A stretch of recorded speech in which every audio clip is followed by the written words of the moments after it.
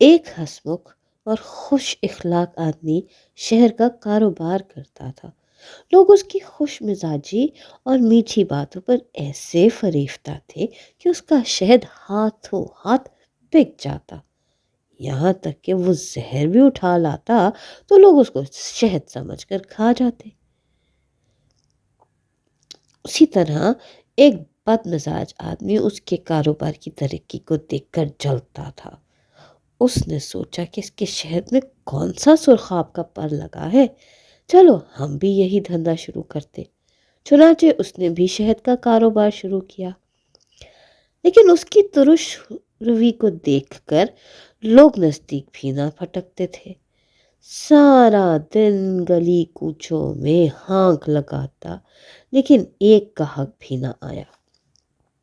رات کو تھک ہار کر خالی ہاتھ گیا اور بیوی سے کہنے لگا، میرے شہد میں معلوم نہیں کیا خرابی ہے، کوئی خریدتا ہی نہیں۔ بیوی نے ہنستے ہوئے جواب دیا، تلخ مزاج آدمی کا شہد بھی تلخ ہوتا ہے۔ میٹھا بولیے، میٹھے بات کیجیے، سب آپ کے اپنے ہو جائیں گے۔